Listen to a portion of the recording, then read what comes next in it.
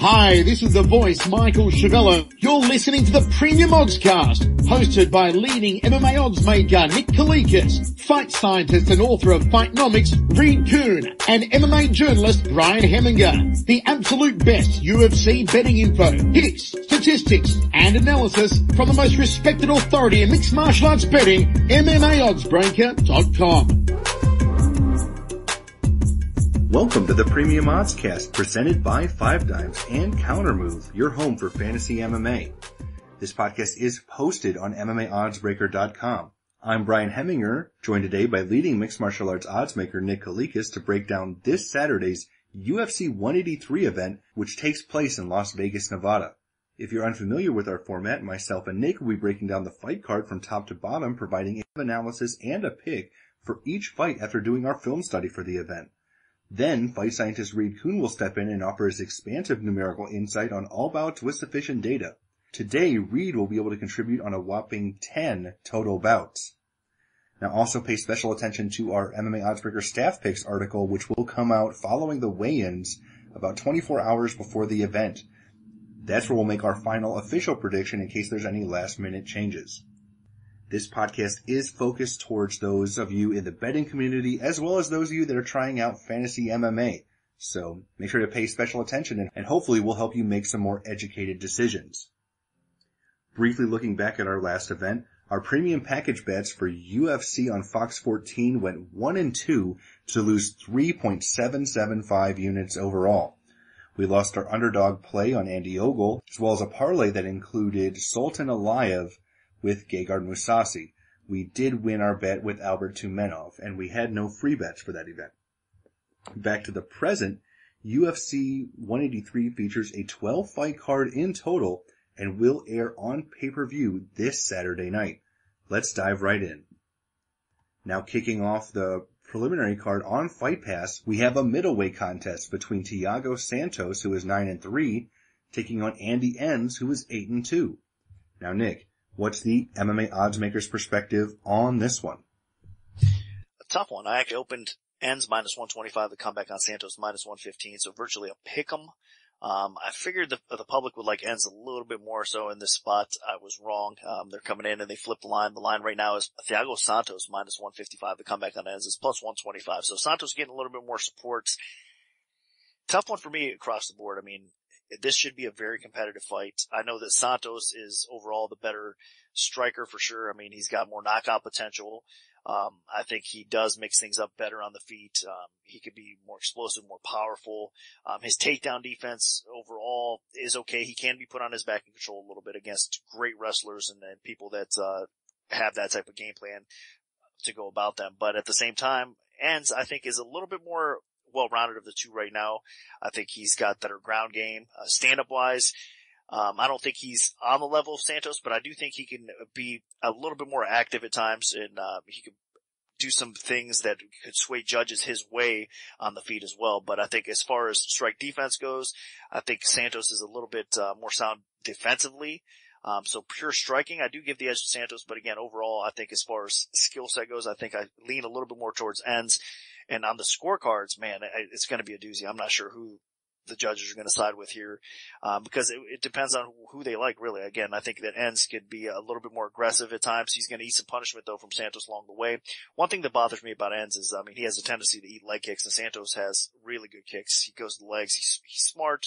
And both these guys are actually coming off disappointing losses. I mean, Guimaraes is the loss for Enns, and then, of course, Uriah Hall, loss for Santos. So as far as step down goes, I think this is a bigger step down for Santos and Enns. I mean, Hall is definitely a better fighter than Enns at this point, and Enns was actually supposed to beat Guimaraes in that spot, so he was a letdown and a little bit of disappointment there in a competitive fight. But still, that being said, I mean, for me, I have been going back and forth on this fight, and it probably will wait till the weigh-ins and see if anybody looks good, bad, and make my final decision at that point. But for right now, I'll slightly lean with Santos because I do think he's the better striker, and more times than not, this fight should stay on the feet. Either guy's fight to win or lose, but I'm going to slightly lean a little bit more towards Santos, and it is a very difficult fight for me to pick.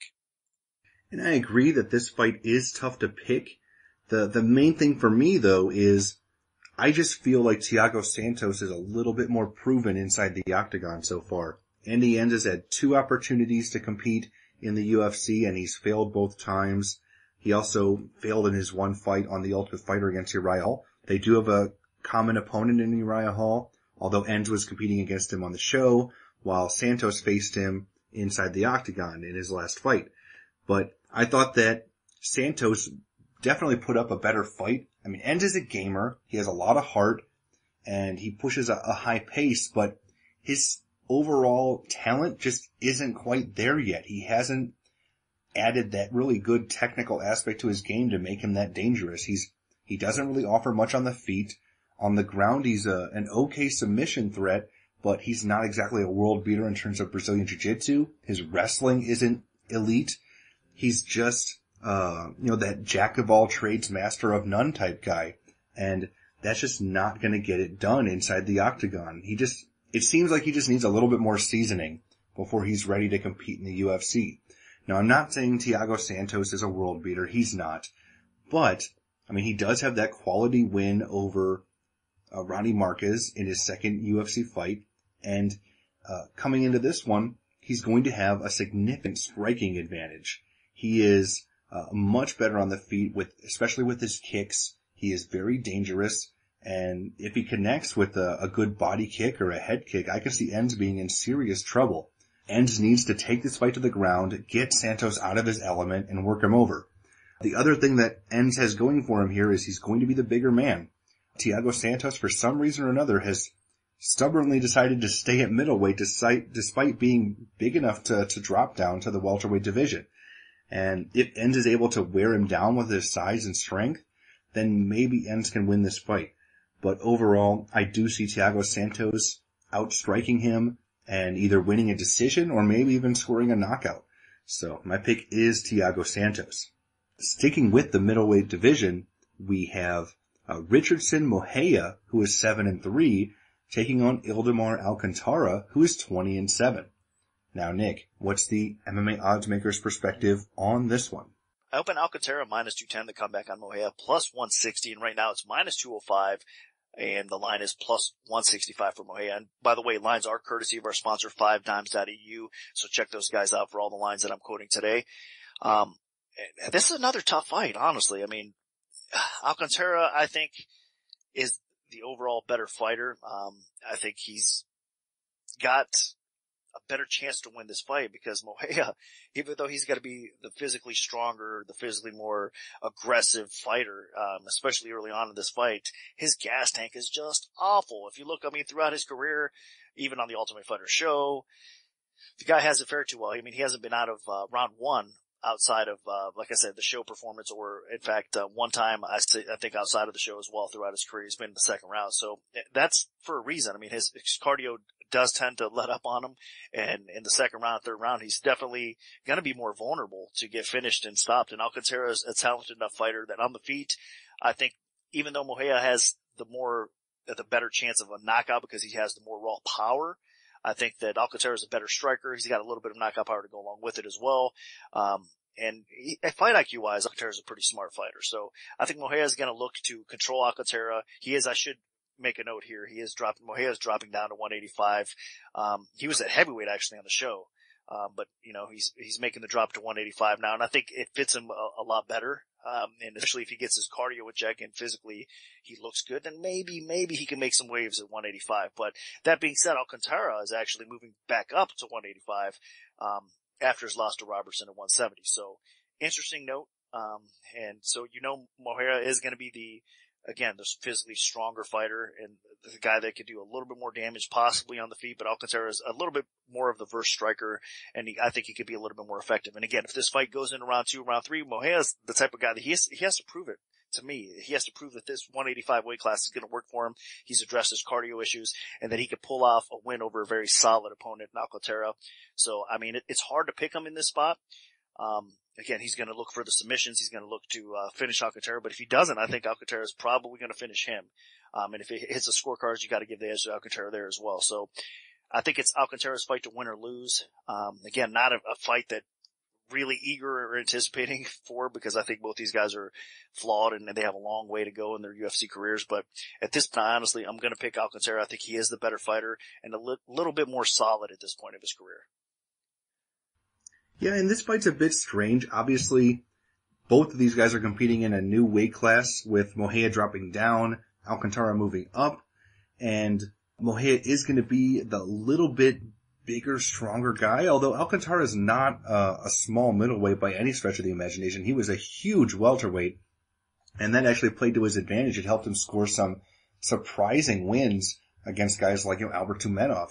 So Alcantara is dangerous, and I think the best thing that Alcantara has going for him is he's durable.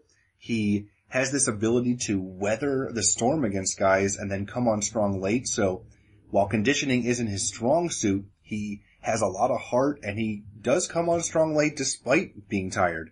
And that's going to be a huge advantage against Moreira.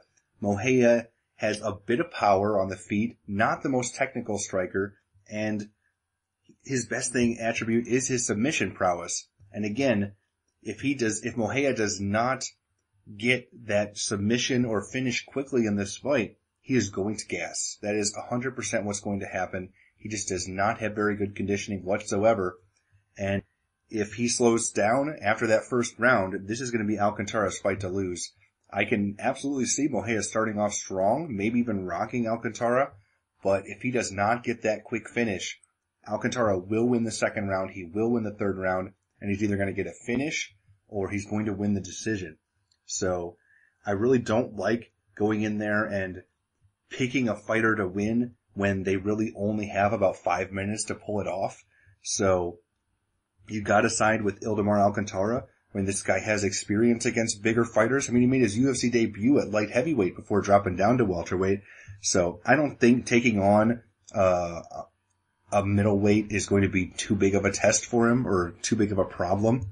So, even though Ildemar Alcantara is not nearly as skilled as his brother, and he's not, the greatest fighter on the roster, I don't really expect much from Moreira. He's one of the bottom tier middleweights in my opinion, and I expect Alcantara to actually pull this one out. So I'm gonna pick Ildemar Alcantara to win this one. Now dropping down to the featherweight division, we have Diego Brandao, who is 22-10, taking on Jimy Hettes, who is 11-2. Now Nick, where did you open this fight, and how's the public shifted things so far? I opened Brandao minus 165, the comeback on Hettes plus 125. And right now, looking over the line at 5 dimes, it's minus 185 from Brandao. Hettes is plus 155. So a little bit more support coming in on Brandao, who is the more talented, more well-rounded fighter, no doubt about it. I can understand it. I mean, on the feet, Brandao he has talent. I mean, it's a shame really that he hasn't done better throughout his career.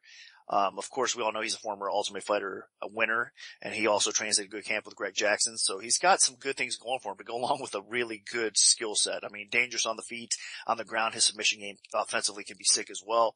The problem with Brandao is that chin is always questionable. And of course, his cardio lets him down more times than not too. So those are two major flaws that have cost him several victories throughout his career. Now, Hettes, on the other hand, I think that he's one of these fighters that, of course, doesn't have that skill set overall that Brandao does, and doesn't get kind of the respect Brandao does, I think, as a fighter. But, I mean, his best attributes for sure are that, I mean, the guy is an amazing grappler. His cardio overall seems to be okay. It's better than Brandao's at least.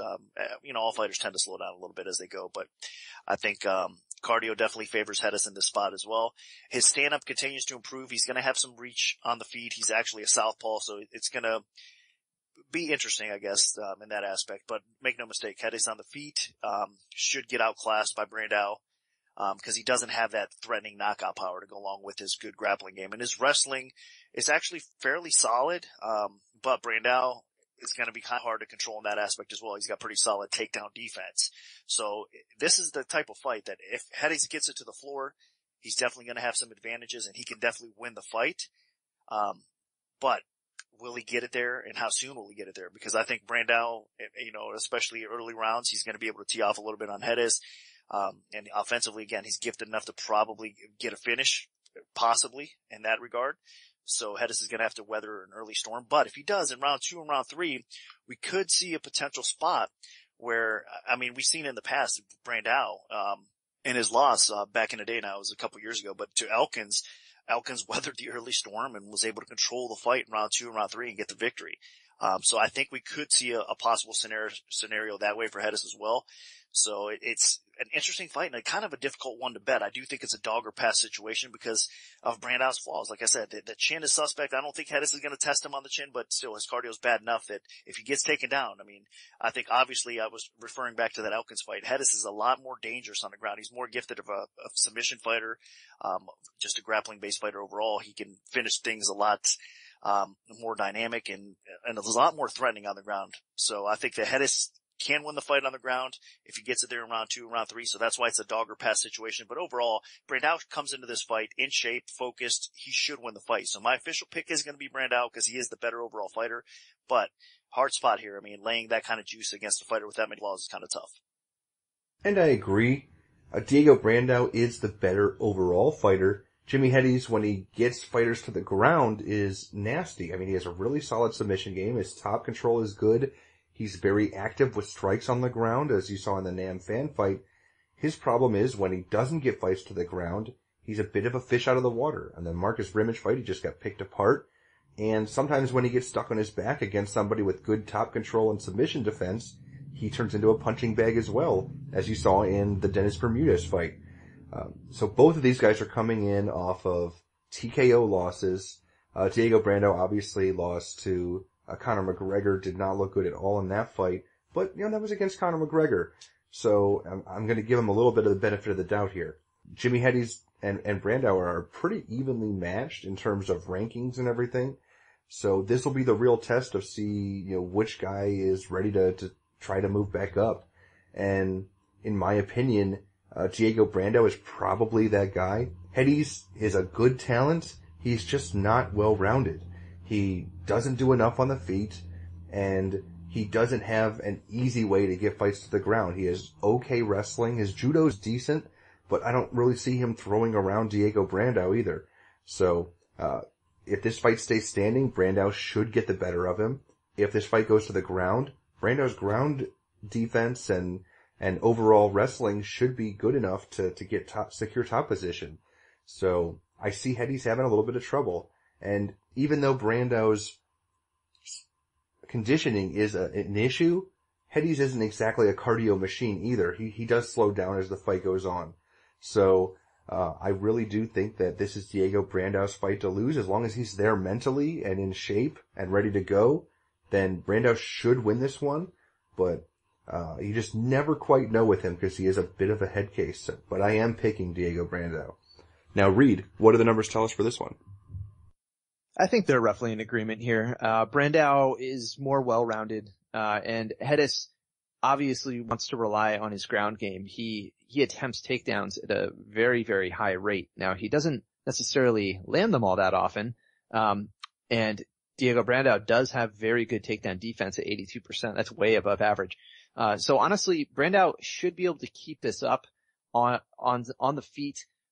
He is a little bit undersized, both for the division and specifically against Jimy Hettes, but his striking stats are a little bit better. Now both guys tend to strike at a very low pace. I think for Brandao, it's probably because he's usually at a reach disadvantage. For Hettes, it's probably because he's waiting for takedown attempts and striking isn't really his specialty. So for different reasons here, I do think that the stand-up is going to be a little bit tentative at first. A lot of feeling out, jockeying for position, but Brandao is the harder hitter, and defensively, these guys have been knocked out collectively 7 times, or knocked down 7 times in their UFC careers. That's more than any pairing on the card. So not very strong chins in this pairing here. But Brandao probably, I think you gotta argue he's the more technical guy. His head strike avoidance is better. His accuracy is better. So I gotta lean with Brandao. But there are certainly a lot of holes on this paper that, put both guys at risk. Hettes, if he just gets stuck trying to jab it out, he's probably not going to do very well. Then again, if he does get it to the ground, it could be a different ballgame. So lots of uncertainty here, but the numbers do lean towards Brandao. All right, excellent. Thanks, Reed. Now, kicking off the Fox Sports 1 prelims, we have a middleweight contest between Rafael Natal, who is 18-6-1, and Tom Watson, who is 17-7. Now, Nick, what's the MMA odds maker's perspective on this one? Well, I opened Natal minus 155 to come back on Watson plus 115, and right now, looking over the line, at dimes, it is actually Natal at minus 170. The comeback on Watson is plus 140. So a little bit more action coming in Natal's way. Again, another situation where, I mean, by far the more well-rounded fighter is Natal. I mean, the guy has some stand-up skill to go along with it, but he's more well-known for his grappling, his takedowns, and of course his submission skill. But he is a complete fighter, so he can stand and bang with you. He can knock you out with his hands or his feet for sure. Natal has some skill offensively, but that chin and that cardio again is very suspect, and it makes a guy like Natal hard to trust. I mean, because a lot of times he can definitely outpoint people for the first couple rounds. I think in most situations, in most cases, if he gets in round 3, that's almost a given loss because he's so worn out, and you're basically, if you're on Natal, you're hoping that he can survive just to get the decision there. So that's not a good thing. And that's not a good thing to lay juice on a guy like that either. Watson, on the other hand, he's one of these guys that just keeps on continuing to improve his game. I mean, he's been working very hard for several years. He's been a part of this sport. Both these guys are veterans of the sport for a while. But I think Watson, kind of went the longer route to get into the UFC, and overall improvement has been, I think, a little bit greater than Natal. So you gotta acknowledge that, and you gotta love the work ethic and improvement from Watson's side for sure. But he's more known, of course, for his striking. Again, another guy that can knock you out in various ways on the feet with his hands in the clinch. His kicks are decent as well. His takedown defense is getting to the point where it's actually pretty solid. Guys are having trouble getting it to the ground, at least holding him to the ground, and his sub defense continues to improve as well. So Watson is a very game fighter in most cases, and he's the type of guy that, you definitely have to be cautious about, and you can't just underestimate him. But at times, his fight IQ does concern you a bit as well. But I think he is a finisher. He goes for the kill. You gotta love that. And against a guy like Natal, I think this is a good matchup stylistic for him, because I think if he can avoid, especially in round 1, if he can avoid the ground and avoid the submission danger from Natal, I think Watson probably is the type of fighter that can finish Natal as the fight goes. So in round 2, round 3, Natal's going to be that much more susceptible as he slows down, as he starts to gas, to get clipped in the chin and go out. So in my mind, I think that Watson can probably win on the cards here in this spot, because I think he can do enough in round 2 and round 3 to probably steal a decision. But if he can, again, survive the submission threat from Natal, I think he can also possibly finish Natal in round 2 and round 3 as well. So it is a dog or pass situation in this case as well. But I'm actually going to go on a limb and pick the dog here, because I do think Watson can win this fight. It's a fight that is catered pretty well for him. So I'm not sure if he comes through, but I do think that he has a really good shot. And I agree.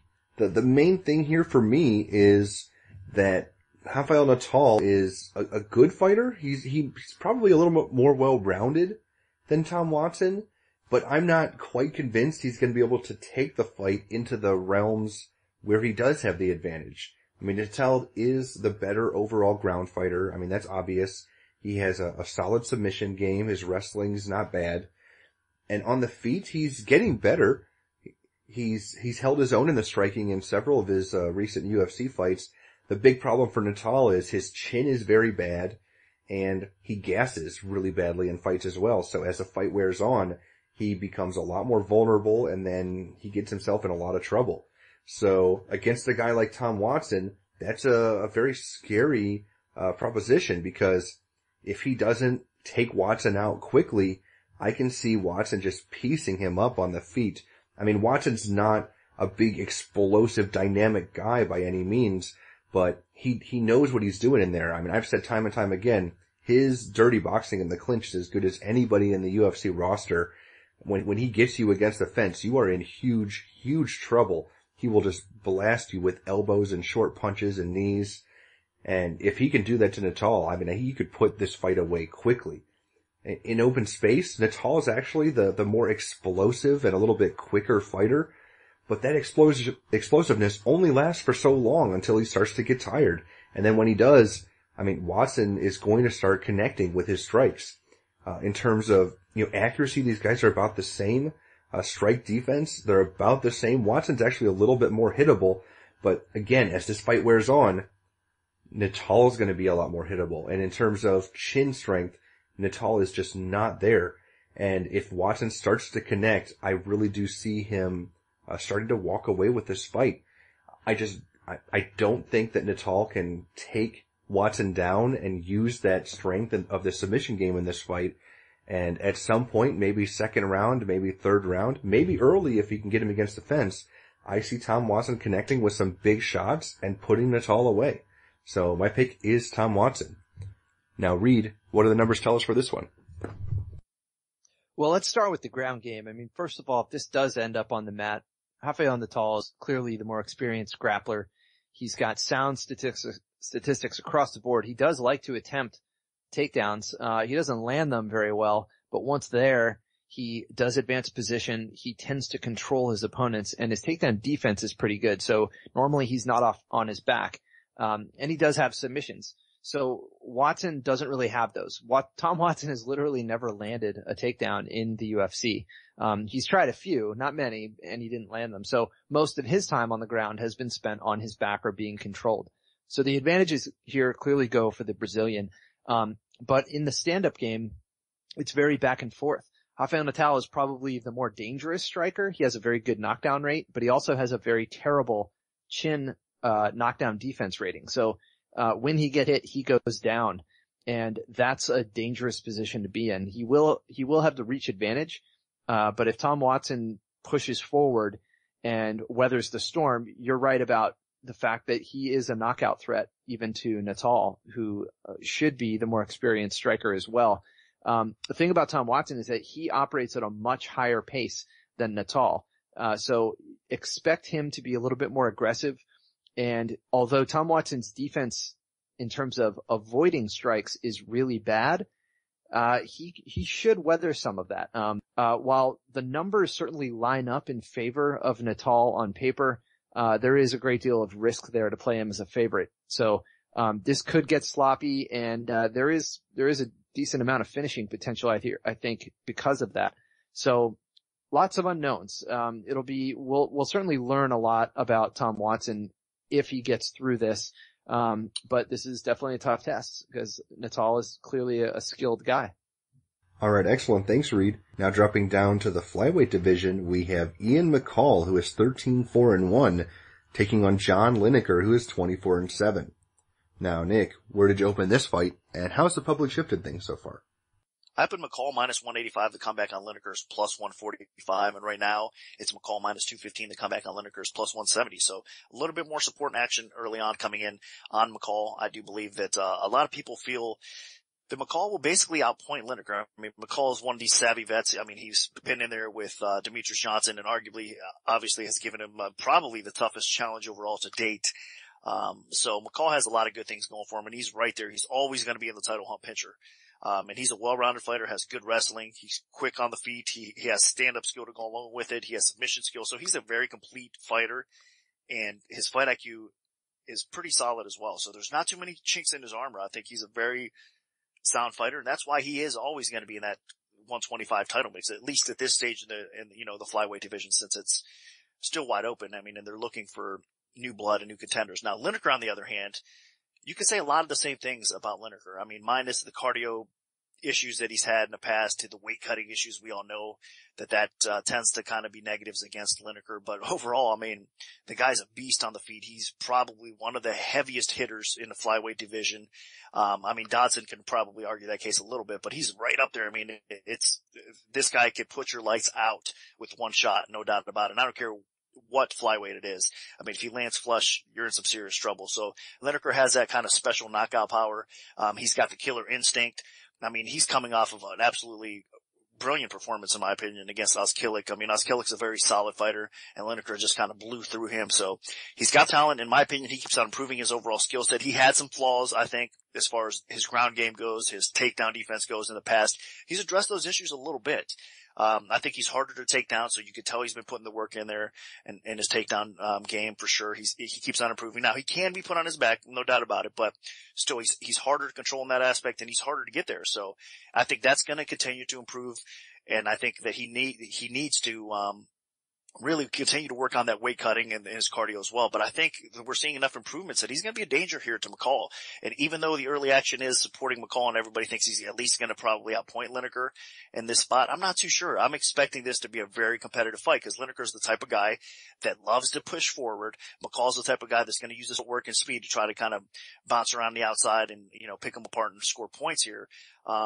But Lineker is the type of guy, it all depends what the judges like. I mean, they might like the guy that's kind of stalking forward, kind of pushing the pace and trying to land that kill shot. And Lineker is going to be doing that the whole time. So on the scorecards, I see it more as a coin flip type of fight. No doubt about it. And I think that Lineker actually, even though McCall is a very game fighter, again, he's very hard to finish. He's never been knocked out in his career. I do think that Lineker has a special type of power that he could give McCall some problems on the feet, and he might be the first to stop McCall as well. McCall does get hit. I don't think he's getting any younger. I mean, so his chin is going to continue to decline a little bit. I'm not saying he's on the decline, so don't get crazy with that or anything, but I'm saying that, I mean, he's been in enough wars throughout his career that potentially we're going to see decline eventually with McCall. And in a situation like this, it could bring some of that out of him, meaning his chin could get tested here. He has been getting tagged a little bit more, like I said, and Lineker has that kind of killer power that he could put him away. So I think on the scorecards, it's really a coin flip. Sure, you could favor McCall because he's kind of the better point fighter in this situation here, no doubt about it. But I still think, again, it all depends on what the judges see. And if there's going to be a finish in this fight, I think it's probably going to be Lineker by KO. McCall, of course, could hop on his back and maybe submit him that way as well. I wouldn't be shocked, I guess, to see that, but in all likelihood, I don't think that's going to be the case. I think Lineker, if there is a finish, is probably him. So more ways to win the fight for Lineker in this spot. I think it's a dog or pass situation again. And I'm going to actually pick the dog here as well. So Lineker is going to be my official pick. And just like the last time these guys were scheduled to fight, I'm going to go the other way. I mean, Ian McCall is, in my opinion, the more well-rounded fighter. Lineker has had some trouble in the past against good wrestlers like Bagotinov and anybody that can take him out of his element. Guys that can frustrate him, guys that can weather the storm. And Ian McCall, while he has been dropped a few times, he has been hurt in fights, he's recovered enough, and he could be that type of fighter that maybe Lineker hurts early in a fight and then weathers that storm, and then Lineker runs out of steam. You just never know. Obviously, the big question here is McCall going to use his wrestling? Because McCall does have a huge ground edge in this fight, and Lineker in the Bagotina fight was repeatedly taken down. So if McCall resorts to that, he's got a pretty good chance here. I mean, he's the favorite for a reason because of that. If he decides to just stand and trade, he is playing with fire. John Lineker, as Nick mentioned, is probably the scariest stand-up striker in the UFC flyweight division. I mean, the guy just has absolute dynamite in his fists, very unparalleled power outside maybe John Dodson in the flyweight division. So, the guy, if he connects with Ian McCall and hits him good, I mean, McCall could absolutely go out in this fight. No doubt about it. So, that's the big concern. Now, McCall has done some work improving his overall striking game. He's not a world beater on the feet, but he's competent. He has really worked on his striking defense. He can frustrate opponents by, outpointing them and avoiding strikes, and then potentially opening up opportunities to take the fight to the ground and mix it up and turn it into a full mixed martial arts contest. Now, if McCall tries to stand on the feet the whole time, he could get knocked out. If McCall just tries to wrestle the whole time, I think that would telegraph everything too much, and Lineker could stuff everything and knock him out. McCall needs to utilize the whole realm of his game, every aspect of mixed martial arts in this fight to win it. And I think he can. I'm not quite as convinced that he should be as big of a favorite as he is right now, but I do favor him to win this fight overall, and I'm going to pick him, but I'm not crazy confident about it. Now, Reed, what do the numbers tell us for this one? Well, they agree to your point about John Lineker's knockdown power. He punches way above his weight class. He has 7 knockdowns to date. His accuracy is 35%. And keep in mind, in the flyweight division, they have the lowest accuracy overall because these guys are so fast and elusive, they're hard to hit. And Lineker has done all that by averaging 40% more strikes on volume than his opponents. He's averaging nearly 18 standing attempts while on his feet per minute. That's the second highest average rate of anybody on this card. So Lineker's striking is clearly aggressive. It's threatening. It's powerful. He's great all over. The one area he's not so great is his head strike defense. So in all that aggressive behavior, he has eaten a lot of shots, and that's a quality that we have seen in a lot of fighters before who push forward very aggressively. They do get hit, but he hasn't been knocked down yet. That's the thing. So standing going toe to toe with McCall, in theory, that looks pretty good actually on paper, for Lineker. The problem is that McCall has excellent defense. He is really, really hard to hit. Now he doesn't have a lot of power. He has been dropped a couple times. But he has also been in with the best in the business. So I think Lineker's stats may be a little bit inflated by the strength of his schedule compared to McCall's. So this is interesting. If this goes to the cards, you think a crafty veteran like McCall, he's very crisp, hard to pin down. He's in and out extremely fast. He's got excellent movement. You might think that he might edge it out. But he is at a reach disadvantage, an age disadvantage, a pace disadvantage. There's a lot of things on paper that make Lineker a live dog here. So I will be very interested to see where the line goes, what the possible props are, because Lineker's style, definitely gives him a chance, for a knockout. And maybe, if he hurts McCall early, but he survives, maybe he grinds out a decision. But, this is a very interesting matchup on paper and also one with a lot of implications. So, expect both guys to be motivated. All right, excellent. Thanks, Reed. Now, moving up to the middleweight division, we have another bout that's been rescheduled. Ed Herman, who is 23-10 with 1 no contest, taking on Derek Brunson, who is 12-3. Now, Nick, where did you open this fight, and how has the public shifted things so far? I opened Brunson minus 475 to come back on Herman at plus 325, and right now the line is minus 485 plus 350. So a little bit more parlay action probably coming in Brunson's way, and I'm not surprised. I'm sure we're going to see a lot of that. This is kind of a difficult spot because I think that the current line right now, it's getting a little crazy. I mean, Brunson's definitely a talented fighter. I think it's his fight to win or lose. I'll try to keep this short and sweet, honestly. I know we covered this in the past before too, where they were supposed to fight originally. It's really Brunson's fight to win or lose because he's the better wrestler. I think overall, striking-wise, I think offensively he's getting to the point where he's a little bit better. He can mix things up better. I think Herman could be a little bit more effective. And Herman definitely has a better chin. Has, I think, a little bit more heart, if that makes sense, in a lot of ways. He's just more dependable and he's less likely to get, I think, finished on the feet is what I'm saying here. But that being said, Herman has taken an extremely large amount of damage, especially recently. I mean, he's been getting tagged quite a bit. So I'm not sure how much longer he can withstand to take that kind of punishment, especially as he's aging. I mean, he's 34 years old now. So he's getting up there a little bit. And Brunson's definitely improving enough in this spot where, I mean, he could do some damage on the feet. So I think on the feet, he can control this fight. Obviously on the ground, Brunson by far is the better wrestler. He's going to take this fight down, even though Herman has some solid wrestling credentials in his own right and has a very dangerous submission game. I still favor Brunson in the grappling department as well. So what we're probably going to see here is Brunson grinding Herman out and winning a decision.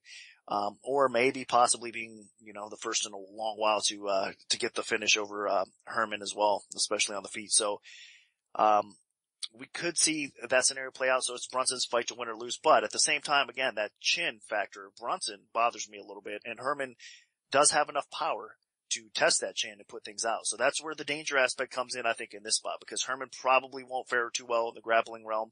But on the feet, he does have a shot only because Brunson typically has some cardio issues in the past in his own right, and that chin is very suspect. So if Herman lands flush, never know. He could put him out. But more times than not, I think Brunson does win this fight. He has more ways to win the fight. He is the better, more complete fighter. He's a little bit younger, and he continues to improve at a higher pace. So it's Brunson's fight to win or lose. Derek Brunson is the younger fighter. He is, I think, the stronger fighter. He's the more powerful fighter. He's the better wrestler. I think he's probably better in the clinch. The only thing that Ed Herman really has going for him is his experience, and maybe he's a little bit better with submissions, and he's got a little bit of a better chin. But in terms of striking defense, Herman might have the worst defense on the whole card. I mean, it is bad. He takes a lot of shots, and he doesn't block many at all, doesn't get out of the way of many. He just kind of plods forward and does his thing. And I think if he does that against Derek Brunson, he's going to walk right into a left high kick or a right high kick and get put out. Or he's going to walk right into a big, powerful takedown and just get beat up over the course of 3 rounds. Derek Brunson, just at this point in their career, is trending upwards in terms of skill and talents, while Ed Herman, in my opinion, is in a bit of a decline. I mean, I know I picked him in his last fight against Natal, but this is a completely different animal. And I picked Brunson the last time when they were fighting, and I'm going to stick with him. The guy is just the overall much better fighter, and Herman is just on his way out, it feels like. So, I mean, you got to just stick with the hot hand here, and Derek Brunson is the hot hand. So I'm going to pick him. Now, Reed, what do the numbers tell us for this one?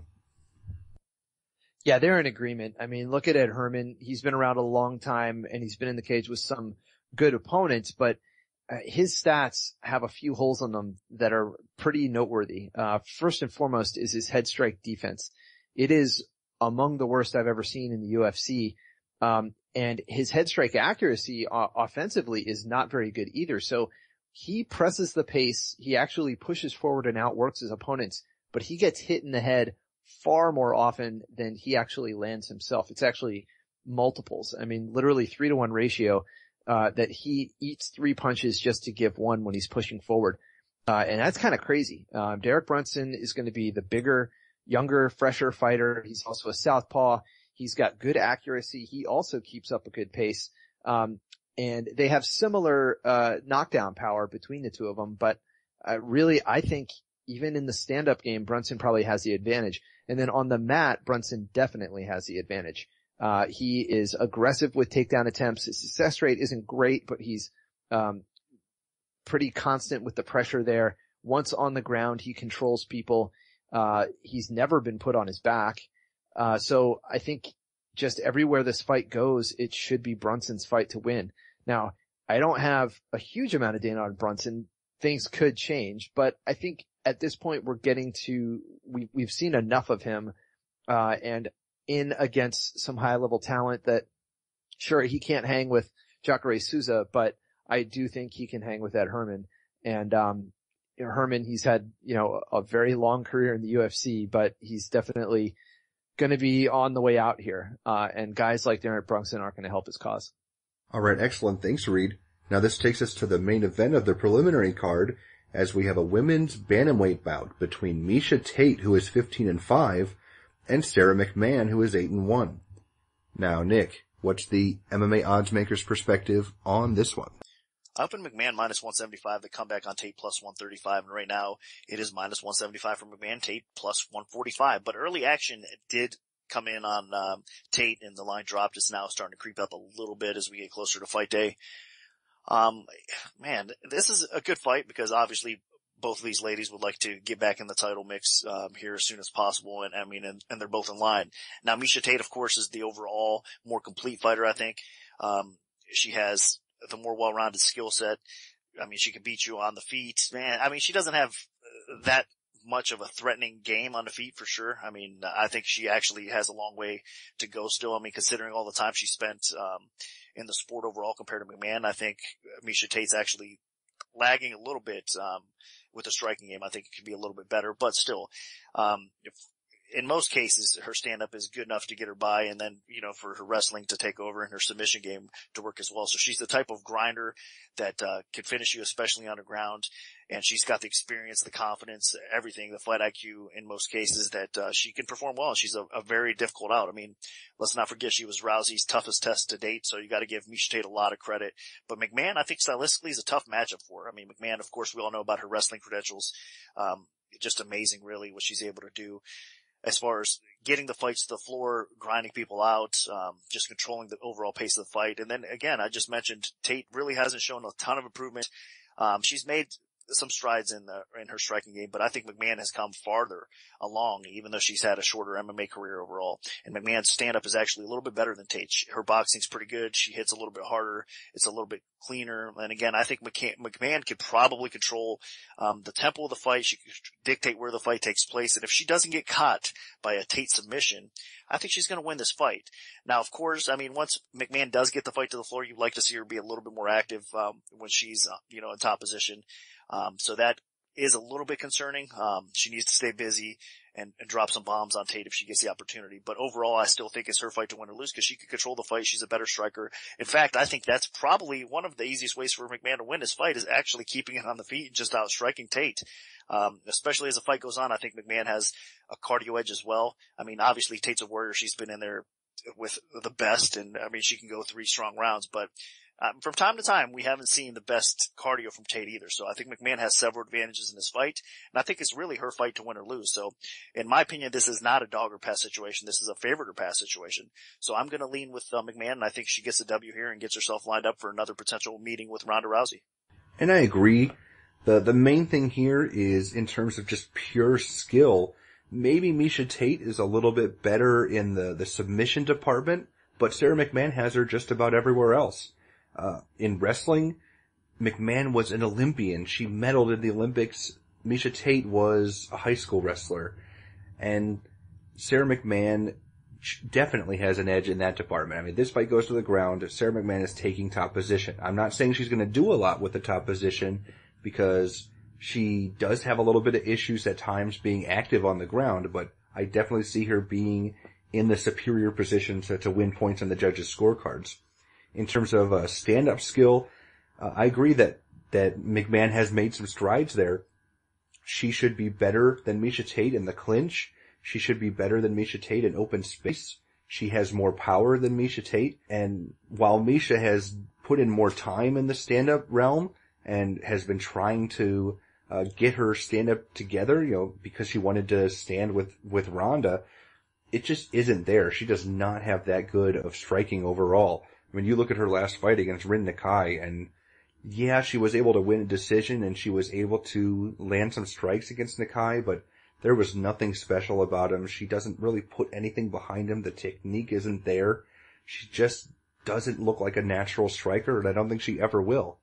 And in terms of chin strength, you gotta favor McMann. Miesha Tate has been hurt several times in fights. She's been knocked out before. McMann's really only ever been, she was wobbled a little bit by, Shayna Baszler, and she was obviously hurt to the body by Ronda Rousey, but, I definitely feel like if these girls are trading punch for punch, it's Miesha Tate that's gonna go down. So overall, I just don't really see a lot of paths to victory for Miesha Tate. Maybe if she takes Sara McMann's back and tries to choke her out or something, or she gets an armbar, maybe, but I just don't see it. Miesha Tate has had issues with good top control wrestlers in the past. I mean, she was really having some trouble against Liz Carmouche. She probably should have lost that fight, but she didn't. She, got gifted a little bit of a decision there. And Sara McMann is a much better overall wrestler than Carmouche. I mean, I really think that McMann can work over Tate, if she wants to on the ground. So this is Sara McMann's fight to win or lose, and I completely agree that this is a favorite or pass situation. Now, Reed, what do the numbers tell us for this one? Well, they're in agreement. I would point out that there's a caveat here because Sara McMann, I only have 20 minutes of data, whereas we have 99 minutes of career data for Miesha Tate, stretching all the way back well into the Strikeforce era. So there is some uncertainty on Sara McMann's side. However, clearly her takedown game, her wrestling game is dominant. She's never been put on her back, and her takedown accuracy is well above average and a very aggressive rate of takedowns. Now, Miesha Tate, takedown Tate, she used to rely on that wrestling a lot. In fact, both these fighters have spent the vast majority of their octagon time on the ground, which is unusual because actually the recent trend is away from that with more stand-up.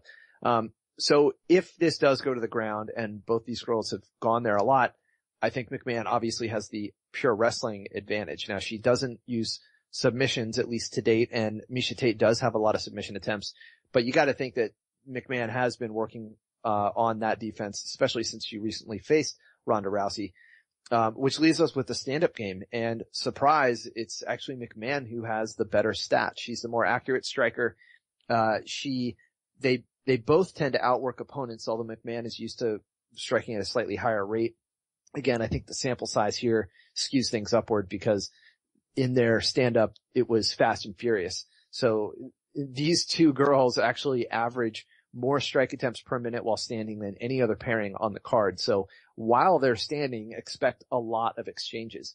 But Miesha Tate, her takedown, her head strike defense is not very good.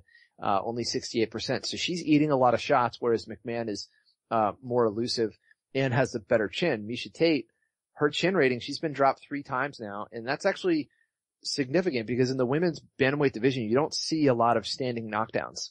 But she has suffered several, and on a punch for punch basis, her knockdown rate defensively is actually quite bad. It's dangerously low. So if they go toe to toe, as you guys said, striking, it might be again McMann who has the advantage. So, the numbers do lean McMann. Again, there's a visibility concern with just the sample size here. And I do think that this is a very important fight for McMann to fight so that we can really see if she's as good as these numbers say, or if maybe they were just inflated because of, the number of minutes that she spent against lesser talent. So I am very interested to seeing this fight but the numbers do support the favorite. All right. Excellent. Thanks, Reed. Now this takes us to the main card, and we have a very interesting welterweight contest between Jordan Meehan, who is 29-9, taking on Thiago Alves, who is 25-9. Now, Nick, what's the MMA odds maker's perspective on this one? Well, I opened Meehan minus 145, the comeback on Alves plus 105, and right now it is Meehan minus 130 plus 110 lines. Basically got a little bit tighter here in this spot. And there's two-way support coming in for this fight, and it's not a surprise. I mean, man, Thiago Alves has just been an absolute stud. I mean, throughout his UFC career. Can't say enough about him. I mean, the guy's been obviously in the title picture. I mean, he's fought for the belt. And at one point, in my opinion, he was top 2-3 welterweights in the world. I mean, so he was right in the mix, and he's constantly been in that type of circle, really. So Alves, he's been in the UFC for a long time, and he's accomplished a lot. He's been in there with the best in the weight class. He's continued to evolve as a fighter and improve his overall game, but he's a dynamic striker that has a tremendous amount of knockout power, good takedown defense, decent wrestling, probably underrated offensive wrestling. I mean, the guys that have gave Alves troubles in the past have obviously been better wrestlers, grapplers. I mean, that's not going to necessarily be the case in this fight against me. And so, but the problem with Alves is, I mean, the guy's been out for an extremely long time. I mean, he's been out since, again, April 2014, where he, beat Seth Majinski. He's coming off that victory, but it's been a long time. So he's been injury prone. I know he had some concerns with his brain a while back as well. And he hasn't really been very active due to a lot of those things. And I think in his fight against Seth, he looked good. He did what he had to do to win the fight. And Seth is a very game opponent and, a tough out, but he was getting tagged a lot in that fight. He just didn't look like himself. So I think he started to show a little bit of, signs of a decline. And Meehan, on the other hand, is the type of fighter that's actually, I think, on the rise. I mean, he's only 25 years old, but he's been around for a long time. So in actual fight years, I think Meehan is a little bit older than that. I mean, the guy's been, through some serious fights throughout his career as well. I mean, he hasn't faced the level of competition overall that Alves has, but it's pretty close. I mean, because he hasn't been inside the UFC as long as Alves. But as far as skill set goes, these guys are both very talented. Meehan, again, I think is a little bit younger, a little bit fresher. He's been the more active of the two. But there has been some moments, I mean, in Meehan's career. I mean, look at the Brown fight. That was, I think, a stunner at that time, at least in most people's minds, the way that fight went down. And then again, his fight against Perpetuo actually was a little bit surprising because Perpetuo made a run late in that fight and, made things interesting as well. So Meehan has his moments where he just kind of has these, I want to say brain lapses. His cardio lets him down a little bit. He starts getting tagged as well.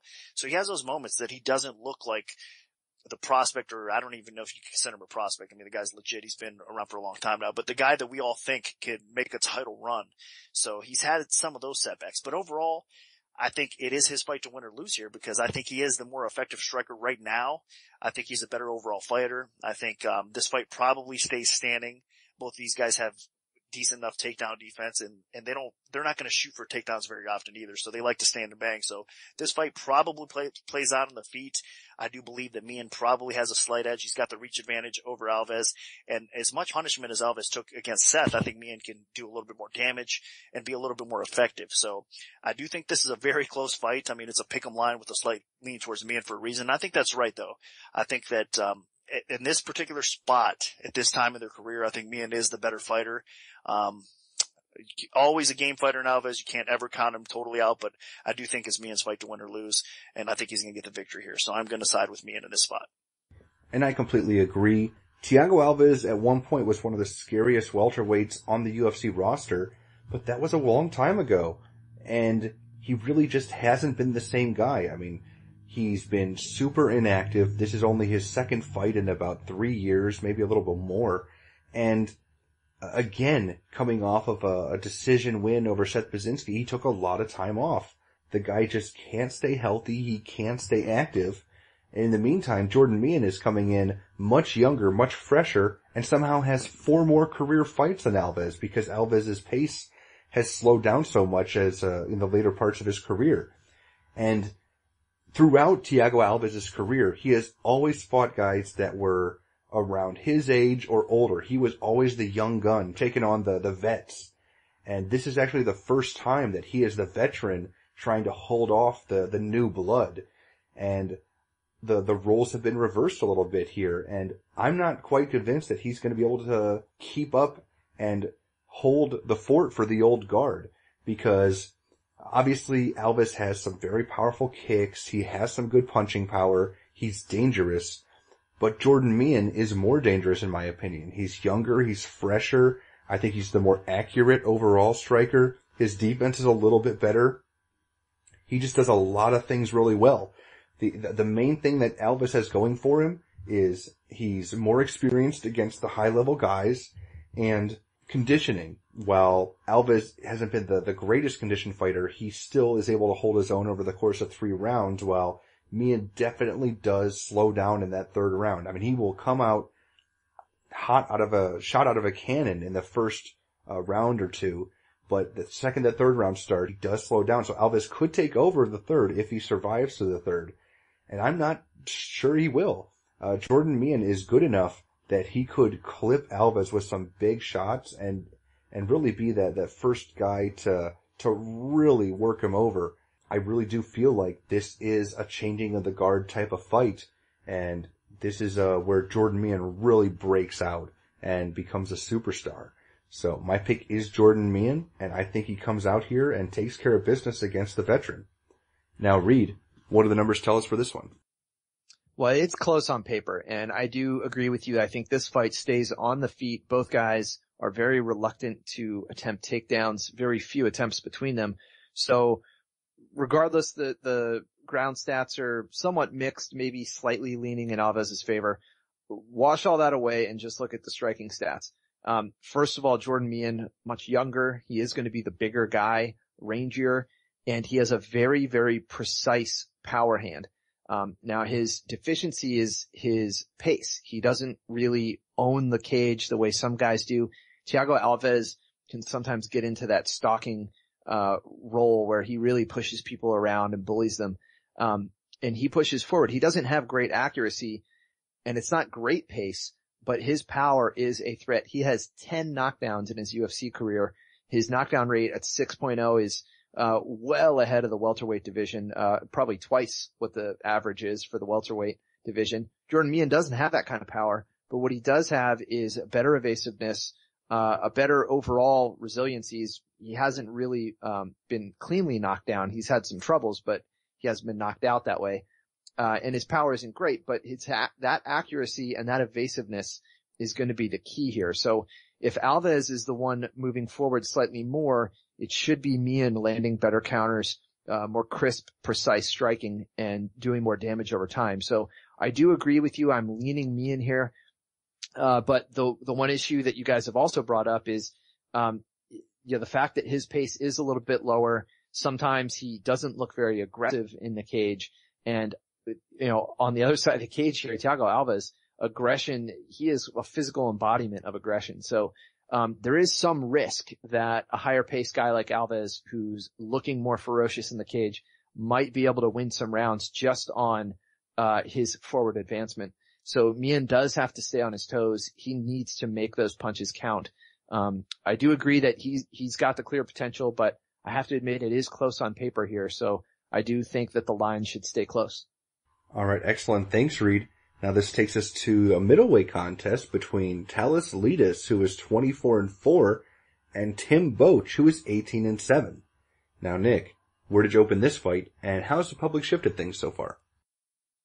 Up in Leites, minus 270, the comeback on Boetsch plus 190, and right now the line's minus 450 for Leites. The comeback on Boetsch is plus 360. So more support coming in on Leites, a lot of parlays coming in his way as well, and we're going to probably continue to see that. So I did open the line a little bit low, and the public and the overall action in general taking advantage of that. And you know what? I'm sure most of us are going to be in agreement with this fight. I think it is kind of a no-brainer. I mean, Leites is definitely the more gifted, the more skilled fighter in this spot.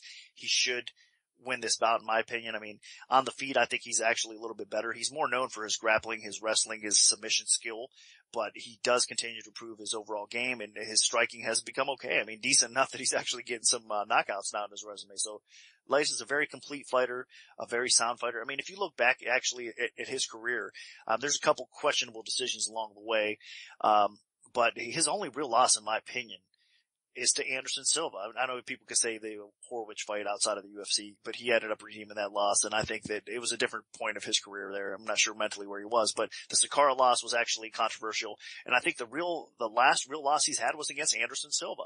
So that's been a long time, and that tells you how good this guy is. He just continues to win. He's a winner, and I think this bout with Boetsch is not going to be any different, really. Boetsch, of course, is another one of these guys that's been around for a while. You know what you're getting him. He's a very strong, physically gifted fighter in a lot of ways. I mean, the guy pushes a high pace. He tries to grind you out. He tries to push up against the cage, dirty box with you a little bit, get the fight to the floor. He throws with power. He's a little bit slow though, and he could definitely get outpointed on the feet. And then against good submission fighters or better wrestlers, of course, he can get controlled on the ground as well. So I think that's probably going to be the case here. I think Leites is probably going to get him to the ground at some point and probably submit him. If not, I think Leites can at least outpoint him, by mixing things up and, and using the grappling aspect of the fight. Boesch's best chance to win this is probably landing that kind of lucky punch type of fight. I mean, if you look at him, I think, in my opinion, Boetsch has kind of fought bad, even though he's been winning recently. I mean, he got that W over Brad Tavares where he was getting dominated in that fight, and he came back and won in the second round, which was surprising in most of our cases. And then, of course, the CB Dalloway fight as well. A lot of us thought that he lost that fight. He got the nod there as well. So he's a tough nut to crack, but I think Leites can definitely outpoint him, if not finish him by submission. So it's Leites' fight to win or lose. I do understand all the early action, and there's going to be a ton of people parlaying Leites, which is scary, always scary when everybody's kind of agreeing and being on the same page here. But realistically, he's the better fighter and he should win. Thales Leites has been a completely different fighter since he returned to the UFC. He has been much better with his overall grappling. He's been much better with his striking. I think that's been the biggest improvement by a landslide. And we've seen it with his power has taken it to a whole nother level as well, where with his quick finishes of Trevor Smith and then the second round finish of Francis Carmont. I mean, the guy has really done a great job of really evolving overall as a fighter. And he's a guy that a lot of people want to watch fight right now, and that wasn't really the case his first stint in the UFC. Now, Tim Boetsch, as Nick mentioned, he has done a good job of being durable and weathering storms against guys and then coming out and clocking them. But overall, he just has not looked very good at middleweight lately. He's been, really smashed by the guys like Luke Rockhold. And then in the Brad Tavares fight, I mean, he was getting outworked in every facet of the bout and then just lands a strong jab and finishes him off. So the main thing that Tim Boetsch has going for him is pure power. He can hurt you with his throws. He can hurt you with kicks to the head. He can hurt you with his punches. So Leites is going to have to be careful in that department. He's doesn't have the greatest chin in the world. So he is going to have to be cautious of Tim Boetsch's power. But if he just sticks to being technical and pushes forward and lands the better strikes and is the aggressor, then I don't see how Tim Boetsch can get anything going in this fight. Tim Boetsch is really only good when he's the one pushing the pace and he's the one backing up his opponent and he's the one that's landing the big strikes. He's not a counter striker. He's not a big technical masterpiece of a striker. So if Leites can just pressure him and put him on his back foot, then he's going to be opening up for takedown opportunities. He's going to be opening up for being strong in the clinch. He's going to be definitely opening up to land those big power shots that he's been connecting with. So Leites is the more athletic and dangerous guy. And obviously the big thing here is submissions. Thales Leites has a very good ground game, and Tim Boetsch has been very vulnerable to submissions in the past. We saw it against Luke Rockhold. We saw it against Phil Davis. So if Leites can get him in a precarious position on the canvas, I definitely could see Leites tapping Tim Boetsch out. So I strongly favor Thales Leites, and as long as he avoids that knockout power of Boetsch, this is definitely his fight to lose. So he is my pick. Now, Reed, what do the numbers tell us for this one? Well, if you look at it on paper, it certainly looks like a lot of advantages fall on Tim Boetsch's side, but I will point out that I think a lot of those stats are from his earlier days, and this is the sport continues to evolve. Excelling in the middleweight division 5 years ago is not the same as performing well now. Thales Leites, similar boat. You know, he did well. He had a title shot against Anderson Silva and then left the UFC after a couple questionable decisions.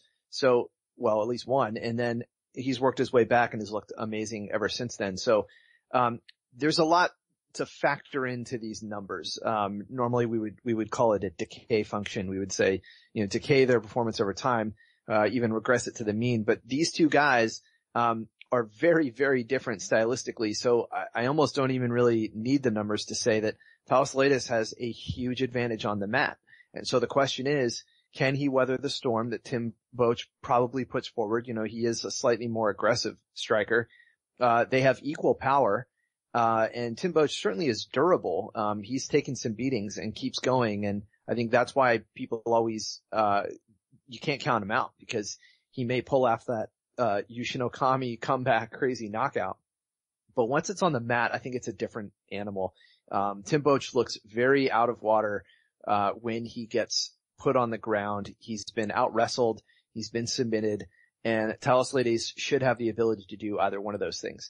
So again, I think Leites does have to stay out of trouble. The 4-inch reach advantage does help. His head strike defense isn't that great, so you wouldn't want to test your chances taking any free shots from Tim Boetsch. But overall, I do think that just stylistically, this is a bad matchup for Tim. And I do lean Thales Leites, but obviously with the action, with the juice as high as it is, that's hard to lay. So, I would be looking probably more for a prop angle, like a submission finish for Leites. All right, excellent. Thanks, Reed. Now this brings us to the lightweight division, where we have veteran Joe Lauzon, who is 24-10, taking on Al Iaquinta, who is 10-3-1 overall. Now, Nick, what's the MMA odds maker's perspective on this one? I open Iaquinta minus 135 to come back on Lauzon minus 105, and right now the action has come in on Iaquinta. He's minus 175 to come back on Lauzon is plus 155. Interesting fight. I mean, you know, most of you guys that have listened to the Premium Oddscast, you know I've been a fan of Iaquinta, and I think he's a very talented fighter. I mean, we've supported him, we bet him. We pretty much know what he's about. The problems with Iaquinta have been his fight IQ and his submission defense, in the past. And that is a little scary because he's such a talented fighter. I mean, he's got solid wrestling, good takedown defense. His striking is coming along very nicely. I mean, the guy has some good combination, mixes things up well, and he's got knockout power to go along with it. So Iaquinta is a very promising fighter at 155, and he's going to continue to move up the ladder. And actually, I think at some point in time, he's going to make a title run.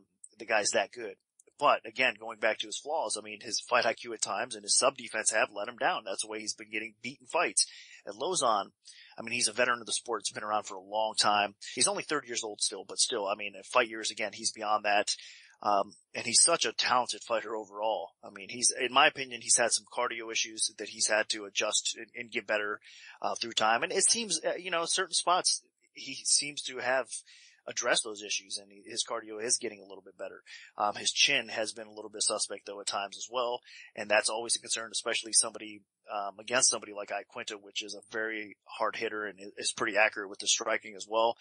So that's not really a good thing for Lauzon, but his takedowns, his submission game, and his overall skill set is a problem for most people at 155. The guy's a very talented fighter. So this is an interesting fight because you're basically putting two guys. I mean, Iaquinta typically loses by sub, and that's exactly what Lauzon likes to do. And Lauzon, in my opinion, I mean, typically will lose. I mean, I know he's getting decision too. If he gets finished, it's by KO, and that's exactly what Iaquinta can do as well. So this is an interesting spot here. It's kind of tough because I think Iaquinta could realistically almost dominate this fight. I mean, Lauzon on the feet is going to be a challenge, no doubt about it. It's not going to be a walk in the park, but I still think Iaquinta outperforms him relatively well on the feet. But the interesting part is if Iaquinta makes a mistake, Lauzon can take advantage of that really good. I mean, he's I think one of the best submission fighters at 155, throughout his UFC career. No doubt he's so dangerous on the ground, and it doesn't take much for him to lock something in and finish a fight by submission. So that's where Iaquinta has to be cautious and fight smart about it. He needs to keep this fight upright, outpoint Lauzon, not try to force the issue, and maybe the knockout will come. I think that's his best chance to win. So I am going to pick Iaquinta because I do think if his fight IQ, if he maintains it and doesn't hit the ground and doesn't get caught in this situation, then he can at least outpoint Lauzon and win a decision. If not, he could possibly finish Lauzon as well. So Iaquinta should be the side, but Lauzon's very game and a very dangerous opponent, no doubt. Yeah, this fight is a bit of perplexing matchmaking to me. I mean, you've got a very good up-and-comer in Iaquinta who has really showcased some great striking ability and has come a long way in the UFC. And he's taking on Joe Lauzon, a veteran, the most prolific submission fighter in UFC lightweight history. And Iaquinta's biggest weakness, his kryptonite, has been the submission. All three of his career losses have been by submission, including 2 inside the octagon. So if Joe Lauzon can get his hands on Iaquinta, then I really do think he could submit him. The guy is very vulnerable to submissions, and as we saw, they can come out of nowhere. And as Nick mentioned, the fight IQ is an issue. Obviously, the Mitch Clark fight is the #1 all-time fight IQ, where he was just blistering him on the feet and shoots in for a takedown against a submission fighter and gets wrapped up from a Darce choke from bottom and choked unconscious. So is Iaquinta going to be smart enough to avoid the danger that Joe Lauzon presents, keep this fight in open space, use his footwork, dance around, and just start popping him with jabs and combinations? Because Joe Lauzon is very hittable. His striking defense is not very good. He absorbs a lot of strikes over the course of a fight, about as many as anybody in the UFC roster. And against Iaquinta, he's going to be at a huge striking disadvantage overall. I will give Lauzon some credit. He's very tough. He's durable. He pushes a high pace. The guy has only ever been to decision in like 4% of his UFC fights in his career. I mean, it is ridiculous. So he is a huge, huge offensive guy. So he's going to be looking to get the knockout, looking to get the submission, looking to finish the fight, get that bonus, because Joe Lauzon is a bit of a bonus hog. And Iaquinta can't really fall into that trap. He doesn't want to get suckered into a brawl here and make a mistake where he gets clipped and Lauzon's able to take advantage and get him on the ground and finish him off. Iaquinta is going to have to be very careful. He is going to have to pay attention to his surroundings, not get pushed against the fence, leave an opportunity for Lauzon to try to get a takedown. Overall, though, Iaquinta is the younger fighter. He's the fresher fighter. He is the significantly better striker. He trains at a better gym. And in my opinion, this is his fight to lose as long as he plays it smart. And I can't 100% be confident he will play it smart, but overall, Iaquinta is my pick here. I think he keeps it standing enough and doesn't get tapped out. Now, Reed, what do the numbers tell us for this one? Well, you guys have pegged it. I mean, obviously, if this goes to the mat, there is a huge submission threat from Joe Lauzon. He can throw submissions from any angle. He can, run at you and leap with his legs and take you down with a scissor takedown and go for submissions that way. he is as dangerous as they come on the mat for an MMA fighter, but standing, he has definitely taken a lot more punishment than he's given out. He's been knocked down many times. He's been cut up, obviously, famously. I think it probably helps his bonuses to be bloody. But that's a real threat against Iaquinta because his accuracy is actually very good, way above average. He keeps up a very good pace. His defense is solid, and he hasn't been hurt or dropped that we've seen. And so, the fight with Ross Pearson was a great test of his stand-up. Ross Pearson is a very good striker, and Iaquinta put him away. So that tells me that he really has grown into his stand-up striking. The question is, can he keep the fight on the ground, on the feet? Iaquinta's takedown defense is 84%, which is very, very good. And yet, because he doesn't attempt very many takedowns, we see a ground control stat that is more average. So Joe Lauzon, he doesn't attempt a ton of takedowns. He's above average. His success rate is about average. It's just once he's there, he's very aggressive in advancing position and using takedowns. So, everybody knows what's going on here. You definitely have the key weakness of each guy matched up with the other one's strength. Unfortunately, all fights have to start on their feet, and it might be a tough task to get Iaquinta to the mat. So I do think that he is a justifiable favorite here. However, Joe Lauzon has ruined a lot of parties before, so never count that guy out. And that's why it makes it a tough spot to bet in. One way or the other, I think someone might get a finish here, depending on where the fight goes. All right, excellent. Thanks, Reed. Now this takes us to the co-main event of the evening. We have a welterweight contest between Tyron Woodley, who is 14-3, and Kelvin Gastelum, who's 11-0. Now, Nick, where did you open this fight, and how has the public shifted things so far?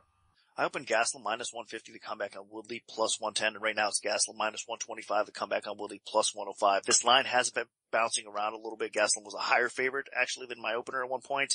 Now it's coming back down to, dog-wise, about the same spot, of course. But interesting fight, because I do think this one, the public's going to take this line who knows where as far as betting goes. I mean, Gastelum has been getting the respect. I mean, his win over Ellenberger was extremely impressive. I mean, I was surprised how he was able to really dominate Ellenberger like he did. I don't think he's going to have that same kind of success here against Woodley, because Woodley's a different type of beast, even though both of them have, Ellenberger and Lee have the wrestling backgrounds. I just think that Woodley, it's an interesting problem for Gastelum, because I think Woodley has dynamic knockout power, explosive knockout power. He's a finisher, no doubt about it. A lot like Jake Ellenberger as well, but Woodley is harder to take down. I think Woodley's takedown defense is superb. I think he's actually the better wrestler in this spot here. And I think that, striking wise, he can be the more effective striker. So Gastelum, I think, is kind of a fan favorite at this point. A lot of people are expecting him to kind of keep on, winning and move up the ladder. That's why I think it's going to get interesting with the line. I think the more public support will be on Gastelum at some point. So we could see the line float back up and, Woodley become a bigger underdog here. I don't think it's going to get too crazy, but I think that that's the way probably the trend will go. And if that's the case, I do think it's a dog or pass situation, because again, I know Gastelum's a very talented fighter. He keeps on improving his overall game. He's a very well-rounded fighter. I mean, he's got wrestling, he's got submissions, he shows power on the feet as well. And he's able to grind you out. He's got good cardio. Woodley, his flaws in this spot are, again, it's kind of fight IQ sometimes. I mean, he's not a dummy by any means. I think he's a very intelligent fighter, but sometimes you like to see him get a little bit more active, a little bit busier in his cardio, and for some reason he just doesn't get as active as you like to see at times, in a fight, because he's got all the potential to pretty much dominate most people he fights, but he has those spots where he just underperforms a little bit. So that's the concern with Woodley. But I think overall, as far as chin, I mean, I know that Woodley's been knocked out before and Gastelum has not, but I still think Woodley overall has a better chin. Gastelum's been rocked in several fights now, and Woodley hits extremely hard. So I think it's going to be a case where the fight stays standing, and the better striker is actually Woodley in this spot, and Woodley could be the more effective striker. So I think that, again, wrestling kind of neutralizes each other out here. if it hits the scorecards, I think we're going to see a coin flip type of decision. I mean, you never know with the judges at all. And Gastelum could be the guy that's a little bit more aggressive and outworks Woodley a little bit. So that's always a concern. But I do think that Woodley can win on the cards. I think Woodley can possibly win by stoppage here as well. And this is a really good spot to get some of that respect back. I know a lot of people were kind of counting Woodley out against Kim in his last fight. He went out there and just smoked him. So I think that Woodley has confidence going into this fight. He's a more dangerous and more capable fighter. So I'm actually going to pick Woodley, and I do think it's a dog or pass situation.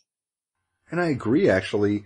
Woodley, I was really surprised to see him as the underdog here, mainly because he's the more established guy. He's scored significantly better wins in his MMA career than Kelvin Gastelum. And while Gastelum is undefeated, 11-0, and on the rise, and he has some good wins, Rick Story, Jake Ellenberger, those are solid wins. He's just not quite at that level of Tyron Woodley yet.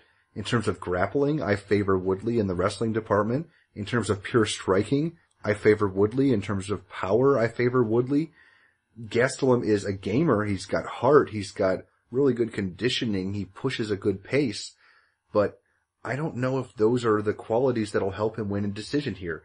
People bring up the Jake Shields fight, but Shields is got a career base of stalling out fights and, really scoring big, ugly wins. And that's really not how Gastelum fights. He likes to push forward, and I see him more of the losing a fight like Dong Hyun Kim did against Woodley, where he just pushes forward so hard he walks right into a monster shot. And Tyron Woodley absolutely has the power to finish Kelvin Gastelum if he connects with something big. Woodley is a very dangerous fighter. He's highly motivated. He was embarrassed by his loss to Roy McDonald, and it showed in that Dong Hyun Kim fight. I mean, he came out real hot and just absolutely slaughtered Dong Hyun Kim there in a minute. And the same thing could honestly happen here against Kelvin Gastelum. My big fear is that they're just pushing Gastelum a little bit too soon. Maybe one more fight against a fringe top 10 guy before you thrust him in there against the number 3 fighter in the welterweight division in Tyron Woodley. So, in my opinion, this is just a little too much too soon. Woodley is going to be way too dangerous, and at some point Woodley's going to connect with something solid, and I think Gastelum gets himself in some big trouble. I mean, you saw him get rocked by Rick Story, and if Rick Story could do it, Tyron Woodley can do it twice as bad.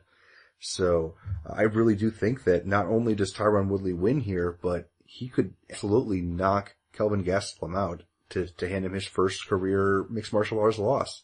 So my pick is Tyron Woodley. Now, Reed, what do the numbers tell us for this one? Well, let's start off with Tyron Woodley's knockdown rate, because that is the most ridiculous number on the stat line here. His knockdown rate is just below that of Anderson Silva. In terms of punch for punch, knocking people down, Tyron Woodley is one of the best in the business. He hits like a truck. And then his wrestling stats are very, very good. His takedown defense, excellent. He's hard to take down. He's not necessarily going to go for a lot of takedowns. I think in this fight, probably not. I think these two guys do duke it out. And Woodley is the more technical striker. He's got more accuracy, more power, and better defense. But his problem is the pace. He has been simply outworked in fights before. I think the most egregious example was the fight with Jake Shields. He just let himself get outpaced. He got pushed against the cage. He just didn't fight aggressively. And so I think if it's over that, this is, as you said, certainly a winnable fight for Tyron Woodley. And he could get a knockout, but he is facing a guy who does control the cage better. He does work at a higher rate of activity, and that could play against Tyron Woodley on a round-to-round basis. So, if this goes the distance, Gastelum might have the edge. I think Woodley is the greater knockdown threat. All right, excellent. Thanks, Reed. Now this takes us to the main event of the evening, a very compelling matchup in the middleweight division between former champion and pound-for-pound great Anderson Silva, who is 33-6, taking on Nick Diaz, who is 27-9-1. Now, Nick, what's the MMA odds maker's perspective on this one? I opened Silva minus 405. The comeback on Diaz plus 285. And right now it's minus 440 for Silva. The comeback is plus 350 on Diaz. So a little bit more support coming in on, Anderson Silva. I mean, Anderson Silva, a true middleweight fighter. Obviously, Diaz is taking this fight at middleweight, normally fights at 170. Diaz has fought at 185 before. So he's not totally out of his element there, but I mean, the guy has there's a lot of variables that come into play in this fight because Diaz has been out, as most of us know, since 2013, since his loss to GSP. So that says a lot. I think, obviously Diaz has been in there training still, with the likes of Melendez and Crew and his brother and all that stuff. So I know that Diaz has kind of stayed active, but still fighting actual real-time fight experience and sitting on the shelf that long kind of scares you. It makes you concerned about Diaz for sure. And the fact that he's stepping up and fighting one of the all-time greats in Anderson Silva at his natural weight class is kind of scary as well. But that being said, there's a lot of concerns about Anderson Silva. I mean, obviously we got to look back and talk about a couple knockout losses actually. I know the last one where he had the leg injury, that was kind of more of a flukish thing.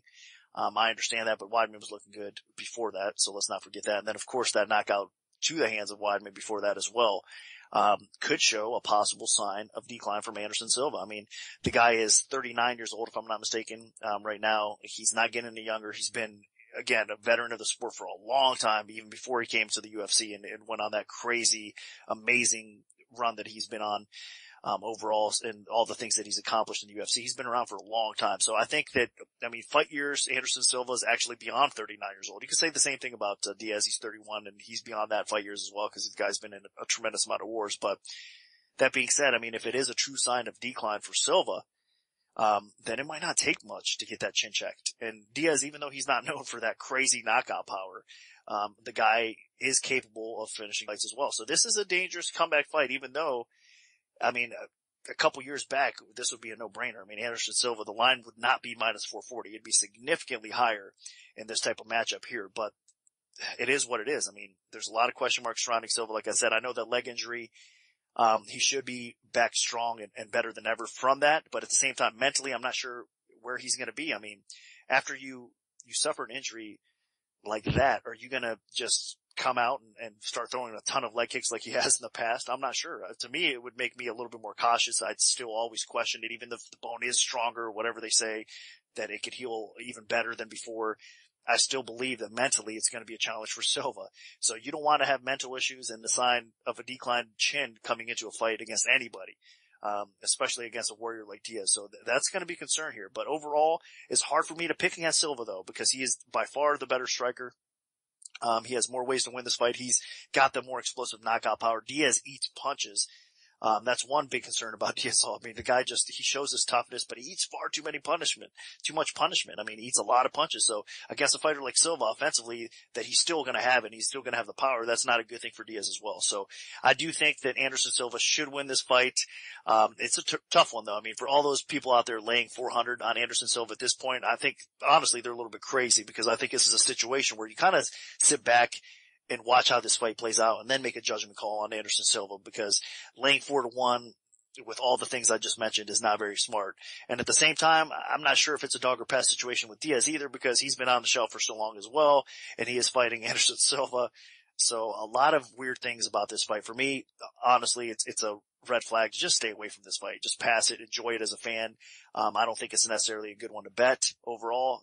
So that's my personal opinion on it. And I have to pick Anderson Silva as well, because I think, I mean, by far he is the better fighter in this spot. And I think more times than not he should win.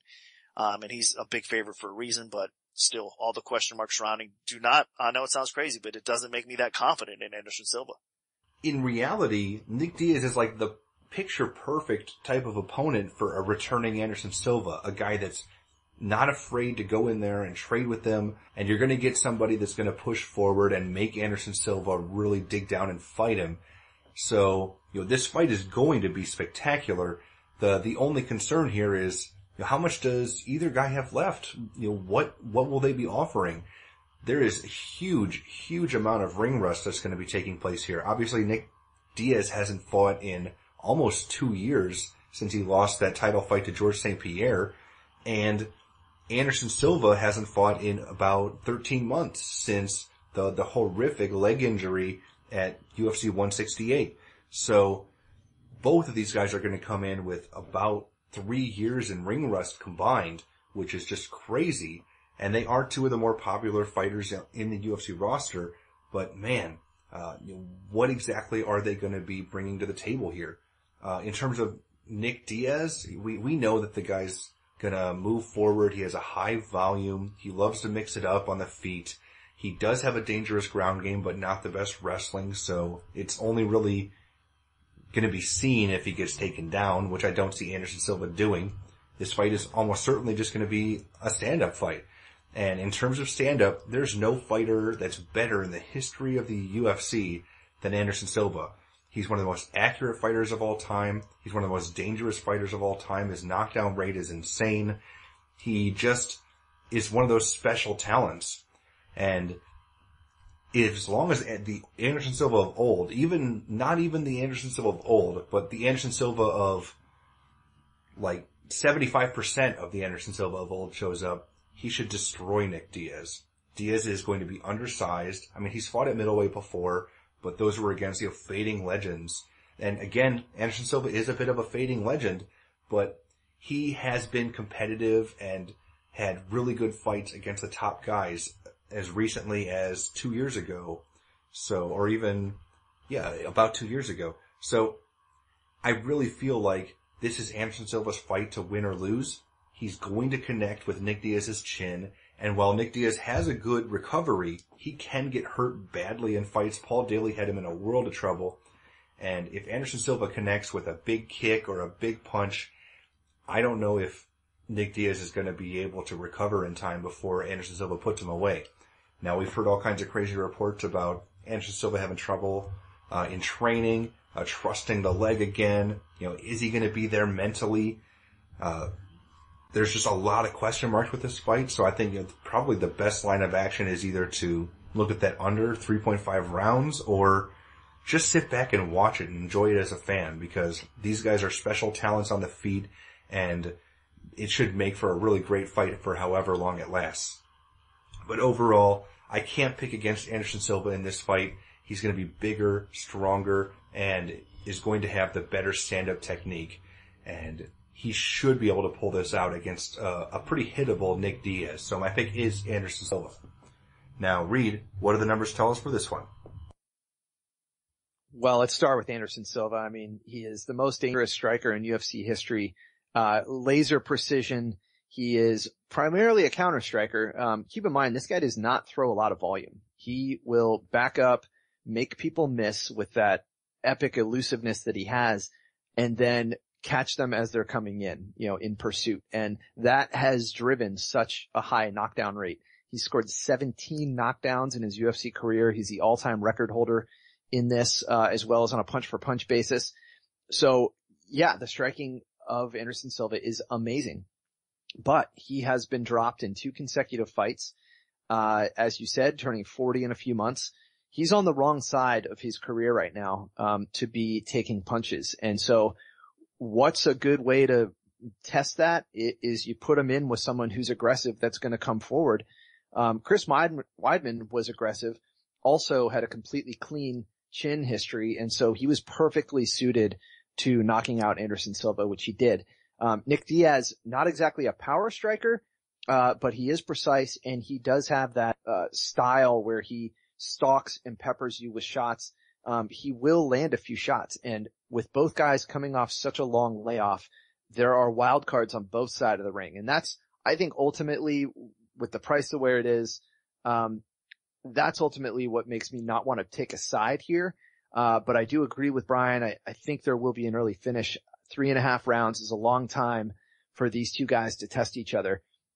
And the way Nick Diaz walks forward, he is going to get hit, and he's going to be hit by arguably, the best of all time. So, can Diaz sustain that? He has been knocked down before. It's just that he usually powered through it. And his most recent losses, against GSP and Carlos Condit, those guys weren't power strikers. They were more finesse strikers, volume strikers. Silva is going to be hitting them a lot harder. So first we want to see how they look at weigh-ins. And secondly, to Brian's point, just sit back and watch this, because it's a super fight. It's 2 legends, but it's also going to answer a lot of questions that we have about both these men in terms of how they handled that time away from the cage and how they're going to look going forward, assuming that both of them fight again. So, the numbers clearly favor Silva as the more gifted striker, and this should stay on the feet. However, there is such a risk with his chin at this moment, that you gotta think that Nick Diaz catching him on the chin is entirely within the realm of possibility here. And it may shock the world, but,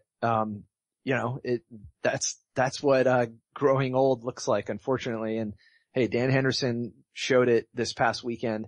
It's inevitable for these guys when they hit 40. If they keep going in against dangerous guys, they're going to get caught and then they're going to go down a lot easier. So, we're going to learn a lot in this fight no matter what, but I'm probably going to stay away from taking a side and just stick with the under. So that'll do it for our full event breakdown for UFC 183. Part 2 of the Premium Odds Cast featuring our premium bets will be out Friday following the weigh-ins. So stay tuned for that if you're an MMAOddsBreaker.com premium member. And if you'd like to become a premium member, just check out MMAOddsBreaker.com, top right corner. There should be plenty of information there. Just click our tabs and we'll be able to help you out. Now, if we have a free to give out, make sure to follow at MMAOB Premium on Twitter because that's where we'll post them first. We can also notify you of our free bets via our email alerts. Just send an email to picks@MMAOddsBreaker.com and we'll add you to our free bet mailing list. Also, feel free to like our Premium Oddscast Facebook page. We post articles, show announcements, and plenty of other information there so you can stay up to date on everything from us if you're interested. Special thanks to our sponsors, 5 Dimes and Countermove. Good luck, everyone, and hopefully the betting gods are on your side this weekend.